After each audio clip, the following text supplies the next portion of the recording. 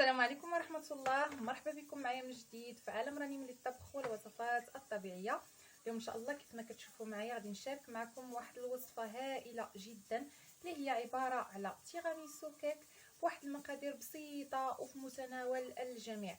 طريقته راها سهله كيف ما غتشوفوا معايا ان شاء الله في الفيديو، فتابعوا معايا حتى الاخير باش تعرفوا على المكونات وطريقه التحضير وفرجه ممتعه للجميع. وغادي نبداو على بركه الله بالكريمه اللي غادي نحتاج فيها جوج ديال الكيسان ديال الحليب. عندي هنا 3 ديال المعالق كبار ديال السكر سنيده مع واحد الساشي ديال الفاني اولا السكر فاني. عندي جوج ديال المعالق ديال دقيق الفرص يكونوا كبار، جوج معالق كبار كذلك ديال النشا اولا مايزينا، وعندي 4 ديال الفرماجات اللي يكونوا مثلثين. غادي ناخذ واحد الكاسرونه غادي ندير فيها هاد جوج ديال الكيسان ديال الحليب، طبعا العبار بالكاس ديال العنبه اولا كاس الشاي. غادي نضيف عليه هاد 3 ديال المعالق ديال السكر سنيده اللي كيبقى دائما على حسب الذوق، يعني اللي بغى يضيف يضيف اولا اللي بغى ينقص من الحلاوه ينقصها. غنضيف الساشيه ديال الفاني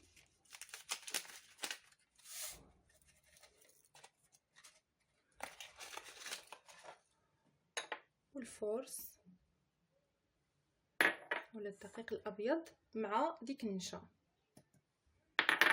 غادي نحرك هاد العناصر الاولى على نار اللي هي مهيله.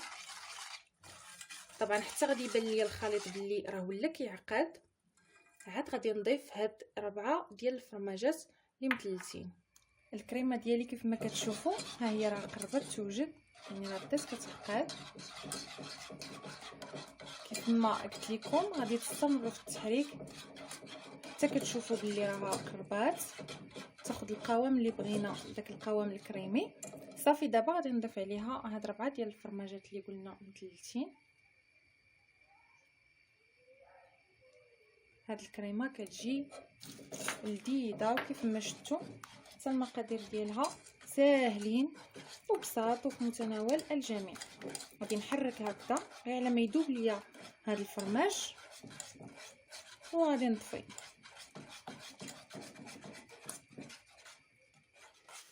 من بعد ما وجدات دابا غادي نفرغها في هذا البول هذا ديال الزاج. نتوما شوفوا القوام ديالها كيفاش داير، يعني كتكون شاده راسها واحد شويه، ماشي خفيفه وماشي ثقيله بزاف. غادي نغطي لها الوجه ديالها بشويه ديال بابي سلوفان هكا باش ما يتكونش ليا ديك القشره من فوق الوجه ديالها هكذا.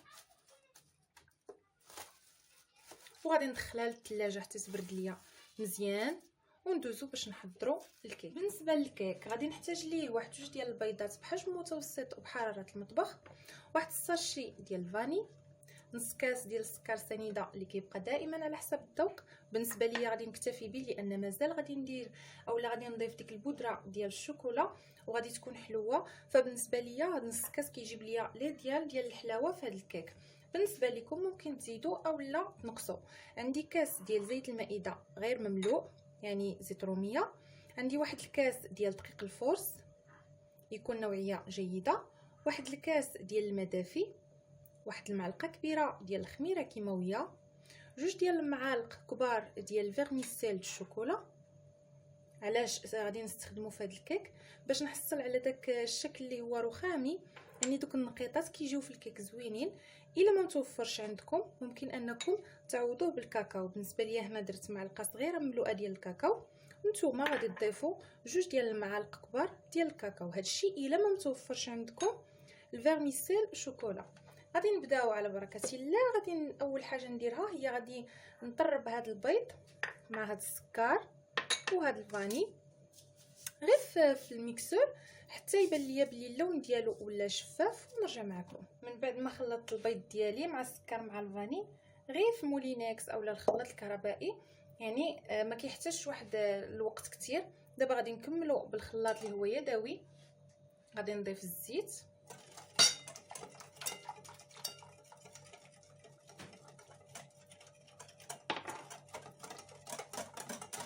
غادي نضيف الكاكاو،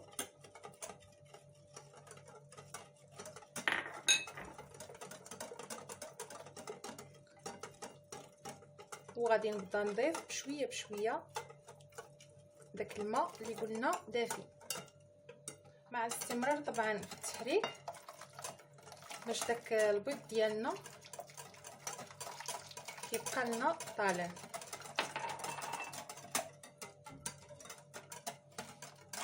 دابا غادي نضيف داك الفيرميسيل شوكولا،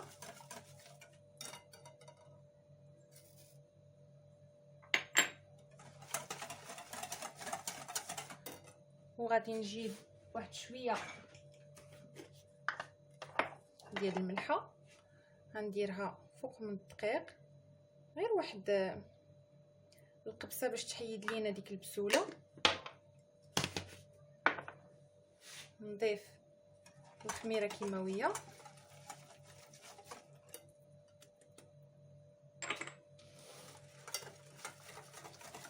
وغادي نبدا نضيف دابا بشويه بشويه داك الكاس ديال الدقيق، مع الاستمرار طبعا في التحريك، ما تحبسوش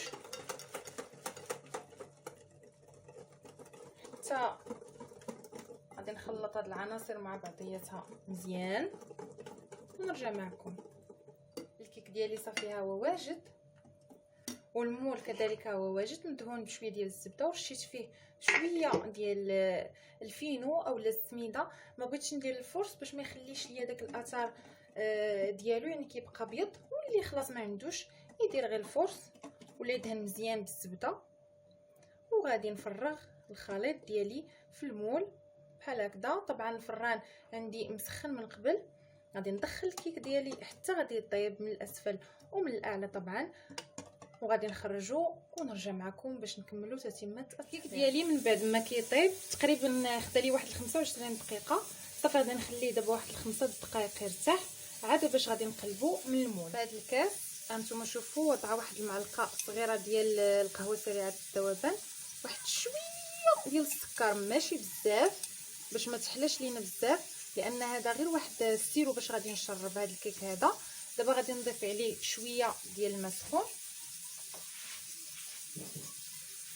باش تذوب ليا ديك القهوه. غادي نخلطها مزيان، كنعتذر على الصوت ديال الكوكوط. صافي دابا غادي نسقي بها الكيك ديالي كامل من الجوانب ومن الوسط.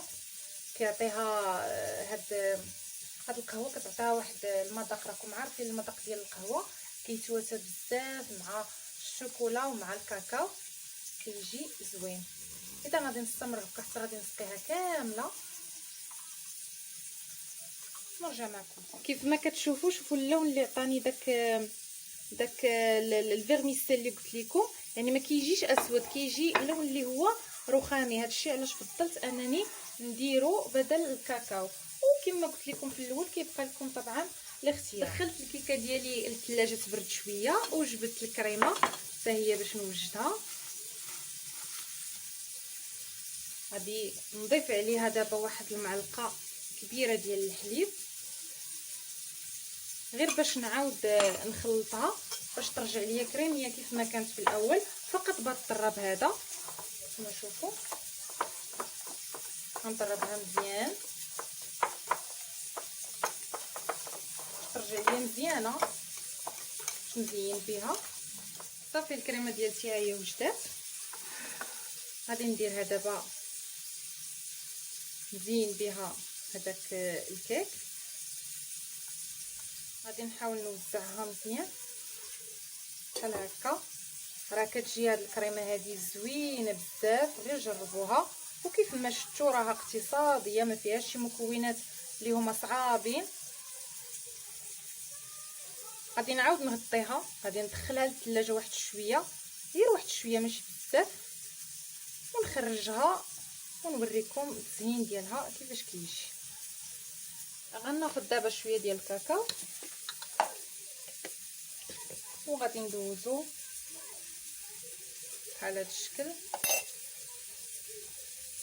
على الوجه ديال الكيك ديالي كامل تنغطيه. كيبقى لكم طبعا الاختيار في التزيين، انا فقط عطيتكم فكره وانتم زينوا باش ما بغيتو.